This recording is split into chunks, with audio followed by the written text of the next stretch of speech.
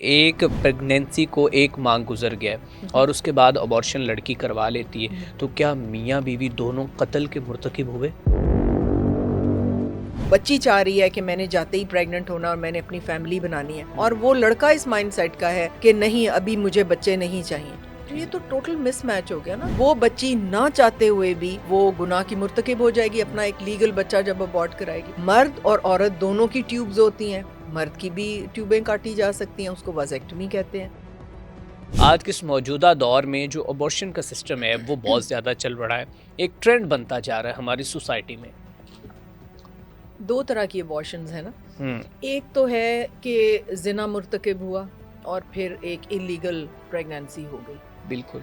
और वो तो चले खौफजदा होके खामन और इधर उधर के किसी को पता ना चल जाए, या अनमैरिड बच्ची है तो वो अबॉर्शन की तरफ जाएगी।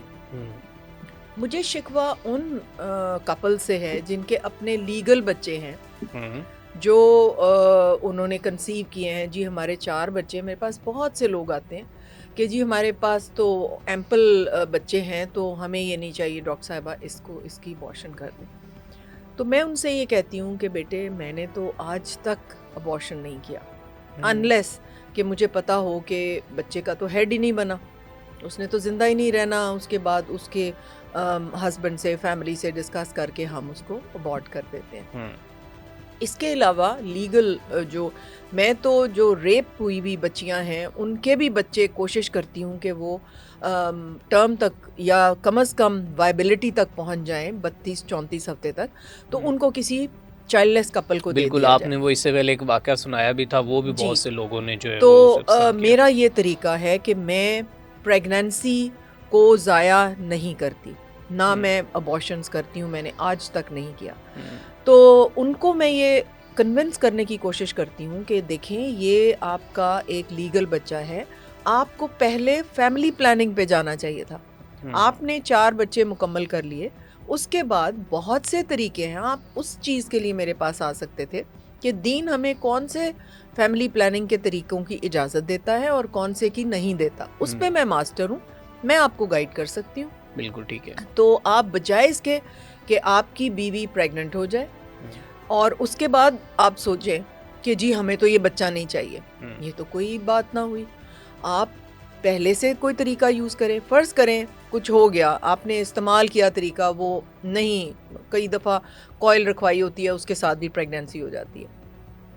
पहले मेरा तरीका मेरा ये होता है कि मैं इनको कन्विंस करूं। ज़्यादातर लोग कन्विंस हो जाते हैं, क्योंकि मैं उनको बताती हूँ कि मैं तो बहुत डरपोक हूँ, मैं तो उस क़यामत वाले दिन की, डे ऑफ जजमेंट की, मैं तो इतनी सी भी सज़ा बर्दाश्त नहीं कर सकूँगी। तो मैं तो इस चीज़ में I will not be a party to it, मैं तुम्हारे साथ। तो अगर तुमने फिर भी करना है तो तुम्हारी मर्ज़ी है, मेरा काम है तुम्हें कन्विंस करना कि तुम्हारा लीगल बच्चा है और इसको तुमने अबॉर्ट नहीं करवाना। ज़्यादातर मान जाते हैं, कुछ लोग नहीं मानते, वो फिर जाके तो अपना उनका माइंडसेट एक बना होता है और वो जाके तो अब इसकी सज़ा जो है वो बहुत ज़्यादा है। अच्छा, अगर दीनी लिहाज से फैमिली प्लानिंग भी आप डिस्कस कर दें ताकि थोड़ा सा उसको एलेबोरेट कर दें कि दीनी लिहाज से फैमिली प्लानिंग कैसी होनी चाहिए? कुछ तरीके ऐसे हैं जो जब एम्ब्रियो बन जाता है, यानी एग और स्पर्म यूनाइट होके जब वो एम्ब्रियो बन जाता है, वो एक इंसान बन गया। बिल्कुल। कुछ फैमिली प्लानिंग के तरीके ऐसे हैं कि कुछ चीज़ यूट्रस में रख दी जाती है, वो यूट्रस की लाइनिंग को इतनी हॉस्टाइल बना देती है कि वो उसमें बच्चा चिपक नहीं सकता और वो बाहर गिर जाता है। ये एक तरीका है।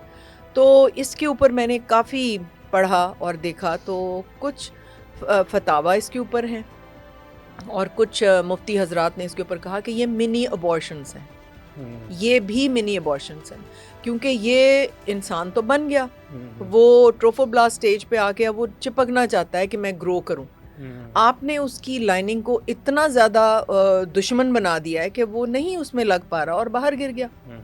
तो ये दीन इजाज़त ऐसे तरीकों की नहीं देता, वो तरीकों की इजाज़त देता है जिसमें मर्द का जरासीम और अंडा आपस में जॉइन ही नहीं कर सकते। ठीक है। जैसे कि अगर एक औरत पिल्स इस्तेमाल कर रही है तो वो ओवरी सो जाती है, उसमें से एग नहीं निकलता। तो ये तरीका जो है इसमें आप बिल्कुल दीन के ऊपर हैं कि वो मर्द का जरासीम या स्पर्म और एग की मिलाप ही नहीं हुआ, ठीक है। कुछ इस तरह के तरीके हैं आपकी। दो फिर लाइगेशन के तरीके हैं। मर्द और औरत दोनों की ट्यूब्स होती हैं। मर्द की भी ट्यूबें काटी जा सकती हैं, उसको वाजेक्टमी कहते हैं, और वो ज़्यादा आसान तरीका है। वो तो कोई आप किसी नर्स को सिखा देना तो वो भी वो लाइगेशन कर सकती है, वो सामने स्किन के नीचे वो ट्यूब पड़ी होती है। लेकिन जो औरत की ट्यूबल लाइगेशन है वो तो काफ़ी डिफ़िकल्ट है, पेट के अंदर जाके करनी पड़ती है। लेकिन हमारे मुल्क में एक वो मेल शोविनिस्टिक सोसाइटी है ना, मैं हार्डली कोई रेयरली अपनी वाजेक्टमी कराता है मर्द हमारे मुल्क में। आपकी फैमिली कंप्लीट हो गई है, आप वाजेक्टमी करा लें। आप अपनी बीवी की ट्यूबों को लाइगेट करवा रहे हैं, why don't you go and get a vasectomy. वो परमानेंट मेथड होते हैं, उसमें ये होता है कि बाद में खुल भी सकते हैं ट्यूब। मैं ट्यूबोप्लास्टी भी करती हूँ, बाद में खुल सकती हैं। जो आपकी मेल की जो ट्यूब्स हैं उनको भी जोड़ा जा सकता है। लेकिन मैंने रेयरली, इसका प्रचार भी कोई नहीं करता ना कि मर्द की भी ट्यूबें होती हैं और वो भी काटी जा सकती हैं। तो इसलिए ये एक तरीका है जिसमें जर्म्स आपस में मिलते ही नहीं है, ना एग ना स्पर्म ना कुछ। तो ये तरीके जिनमें के, क्योंकि अगर आप माइक्रोस्कोप के नीचे स्पर्म को देखें तो वो मूव कर रहा होता है, उसका एक हेड होता है, एक नेक होता है, एक टेल होती है। बिल्कुल बिल्कुल। तो वो जो फतवे हैं कि जी फलां वीक पे रूह आती है और फिर आप उससे पहले पहले अबॉर्शन करवा सकते हैं, मैं पर्सनली इसके साथ मुत्तफिक नहीं हूँ। क्योंकि अगर स्पर्म में वो ज़िंदगी नहीं है या रूह नहीं है तो मूव कैसे कर रहा है? वो अलाइव है तो मूव कर रहा है ना। और वो एग जो है वो भी जिंदा है, उसमें भी रूह है। वो रूह के बगैर कैसे वहाँ पड़ा है जिंदा? तो वो जब दोनों मिलते हैं उससे पहले ही उनके अंदर रूह और वो जान तो उनके अंदर है। तो जब वो ज्वाइन करते हैं तो एक ह्यूमन बनना शुरू हो जाता है। द मोमेंट आप स्पर्म उसके अंदर डालें, वो एक के बाद दूसरा, दो के बाद चार, चार के बाद आठ, आठ के बाद 16, वो डिवाइड होता है। मिरेक्युलसली वो डिवाइड होना शुरू हो जाता है। तो उसमें तो उसी वक्त ही रूह है, जान है। वो जान के अच्छा बगैर डॉक्टर साहिबा, यहाँ पे ये कहा जाता है कि अगर 2 से 3 वीक का जो है वो अगर स्पर्म है तो अगर वो बच्चा बन जाता, मतलब कि अभी आपने तो बात की, मैं उसे कुछ अंडरस्टैंड कर रहा हूँ। मीन अगर एक प्रेगनेंसी को 1 माह गुजर गया और उसके बाद अबॉर्शन लड़की करवा लेती है तो क्या मियाँ बीवी दोनों कत्ल के मुर्तकिब हुए?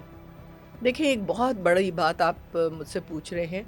मैंने फिर कहा कि मेरा अबूर नहीं है दीन की। मुझे जो एक बात पता चलती है मैं उसको ऑथेंटिसाइज करके, वो देख के कि उसकी ओरिजिन क्या है, और वो मैं बात कर देती हूँ। अब ये एक बहुत बड़ी बात, लेकिन मैंने अपनी अंडरस्टैंडिंग के लिए ये सोचा हुआ है कि अगर एक स्पर्म मूव कर रहा है, एक अंडा जिंदा है, वो दोनों ज्वाइन किए हैं, एकदम से वो डिवाइड होना शुरू हो गया। वो जान के बगैर या रूह के बगैर वो कैसे डिवाइड कर रहा है? कैसे वो इनर सेल मैस बन गया है? कैसे वो प्लेसेंटल टिश्यू बन गया है? और वो जा रहा है और वो एम्बेड, एक तरफ जड़ें बन गई हैं, एक तरफ बच्चा बन गया। वो जड़ों ने जाके वो रूह के बगैर ही हो गया है वो सब कुछ। ये तो बड़ी मज़ाक़ ख़ेज़ बात है कि, और किसने देखी है कि वो जी 2 हफ्ते के बाद रूह आ रही है और उसके अंदर हार्ट बीट को शायद लोग लेते हैं कि बच्चे की जब हार्ट बीट है, हार्ट बीट से तो पहले बड़ा कुछ हो रहा होगा। आपको अल्ट्रासाउंड पे जब हार्ट बीट नज़र आती है उससे पहले तो बहुत से ऑर्गन्स ले हो चुके होते हैं। बिल्कुल ठीक है। अच्छा मैम, कोई रिसेंट वाक़या हो जिसमें कोई यंग कपल आपके पास आया और उसने कहा कि जी बस अब हमारा बच्चा, जैसे अभी आपने बात की अबॉर्शन करने, तो आपने बड़ी उन्हें तलकीन की हो कि बेटा आप ऐसे ना करें, कोई ऐसा वाक़या हमें सुना दें? मैंने बहुत से लोगों को रोका है और उन्होंने मेरी बात पे अमल किया है, और जब वो उस बच्चे को लेके आते हैं और मुझसे मिलवाते हैं तो यकीन करें वो बच्चा, ख़ास तौर पे वो कहते हैं कि इसकी क्वालिटीज़ ही और हैं जो हमारे बाकी बच्चों की हैं। थोड़ा सा इसमें कोई भी क्वालिटीज़ बता ही, दें उसे थोड़ा सा। हाँ, उसमें मैंने अभी एक और चैनल पे भी कोट किया कि हमारा एक इलेक्ट्रिशियन था, तो उसने आके कहा कि जी मेरा एक बड़ा बेटा और फिर मेरी 7 बेटियां हुई हैं, क्योंकि मैं एक बेटा और लेना चाहता था। ठीक है। तो अब मेरी बीवी 9वीं बार प्रेग्नेंट, 7 बेटियां, एक बेटा, 8 और अब वो 9वीं दफ़ा प्रेग्नेंट है। तो मैडम मैं तो बहुत कम कमाता हूँ, मैं इतनी बच्चियों को पढ़ा रहा हूँ। अच्छा वो पढ़ाता था अपनी बच्चियों को माशाल्लाह। किसी तरीके से भी ना, उसने उसकी काफ़ी बेटियां मेरे हॉस्पिटल में आके एम्प्लॉय हो गई और तो वो कहने लगा जी बच्चियां बहुत बड़ी हो गई हैं, 2 की तो शादी भी हो गई है, तो ये बच्चा अब डॉक्टर साहिबा इसको अबॉर्ट कर दें।